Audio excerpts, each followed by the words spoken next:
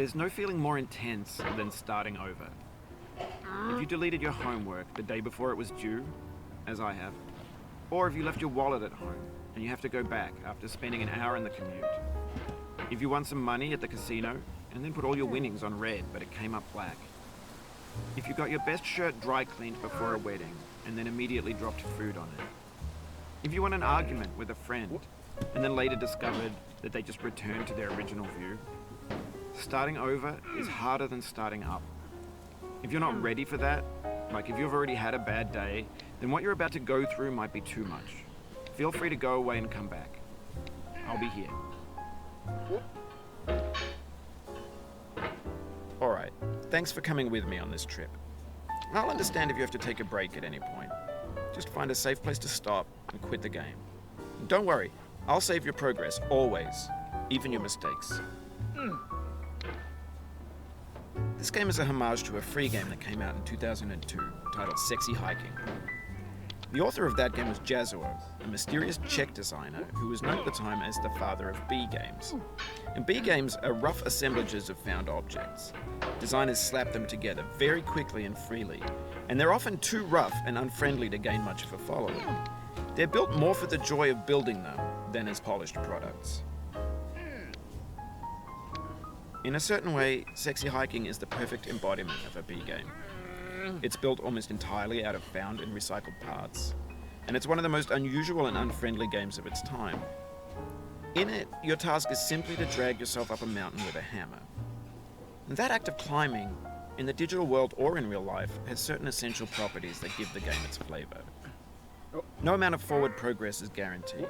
Some cliffs are too sheer or too slippery, and the player is constantly, unremittingly in danger of falling and losing everything. Anyway, when you start Sexy Hiking, you're standing next to this dead tree that blocks the way to the entire rest of the game. It might take you an hour to get over that tree, and a lot of people never got past it. You prod and you poke at it, exploring the limits of your reach and your strength, trying to find a way up and over. And there's a sense of truth in that lack of compromise. Most obstacles in video game worlds are fake. You can be completely confident in your ability to get through them once you have the correct method or the correct equipment or just by spending enough time. In that sense, every pixelated obstacle in Sexy Hiking is real. The obstacles in Sexy Hiking are unyielding, and that makes the game uniquely frustrating. But I'm not sure Jazzuo intended to make a frustrating game. The frustration is just essential to the act of climbing, and it's authentic to the process of building a game about climbing. A funny thing happened to me as I was building this mountain. I'd have an idea for a new obstacle, and I'd build it, test it, and it would usually turn out to be unreasonably hard.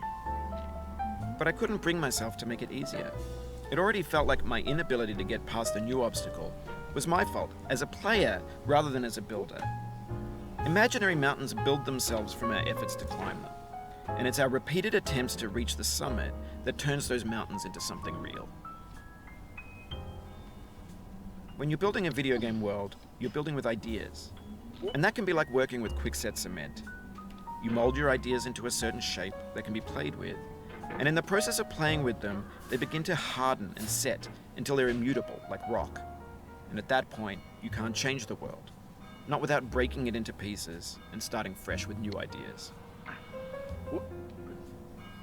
For years now, people have been predicting that games would soon be made out of prefabricated objects, bought in a store and assembled into a world. And for the most part, that hasn't happened, because the objects in the stores are trash. I don't mean they look bad or that they're badly made, although a lot of them are. I mean they're trash in the way that food becomes trash as soon as you put it in the sink. Things are made to be consumed and used in a certain context, and once the moment is gone, they transform into garbage. In the context of technology, those moments pass by in seconds. Over time, we've poured more and more refuse into this vast digital landfill that we call the internet. It now vastly outnumbers and outweighs the things that are fresh and untainted and unused. When everything around us is cultural trash, trash becomes the new medium, the lingua franca of the digital age. And you can build culture out of trash. But only trash culture. B games, B movies, B music, B philosophy. Maybe this is what digital culture is. A monstrous mountain of trash, the ash heap of creativity's fountain. A landfill with everything we ever thought of in it. Grand, infinite, and unsorted. There's 3D models of breakfast, Gen X's fanfic novels, Scan magazines, green screen Shia LaBeouf, banned snuff scenes on LiveLeak. Facebook's got lifelike bots with unbranded adverts and candid shots of Kanye and Taylor Swift mashups, car crash epic failed GIFs, Russian dashcam vids, discussions of McRibs, discarded, forgotten, unrecycled, muddled, rotten, untitled. Everything's fresh for about 6 seconds, until some newer thing beckons, and we hit refresh. And there's years of persevering, disappearing into the pile, out of style, out of sight. In this context, it's tempting to make friendly content that's gentle, that lets you churn through it but not earn it. Why make something demanding if it just gets piled up in the landfill, filed in with the bland things? When games were new, they wanted a lot from you. Daunting you, taunting you, resetting and delaying you. Players played stoically. Now everyone's turned off by that. They want to burn through it quickly. A quick fix for the fickle, some tricks for the clicks of the feckless. But that's not you, you're an acrobat. You could swallow a baseball bat. Now I know, most likely you're watching this on YouTube or Twitch, while some dude with 10 million views does it for you. Like a baby bird being fed chewed up food. That's culture too. But on the off chance that you're playing this, what I'm saying is, trash is disposable, but maybe it doesn't have to be approachable. What's the feeling like? Are you stressed? I guess you don't hate it if you got this far. Feeling frustrated? It's underrated. An orange is sweet, juicy fruit locked inside a bitter peel. That's not how I feel about a challenge.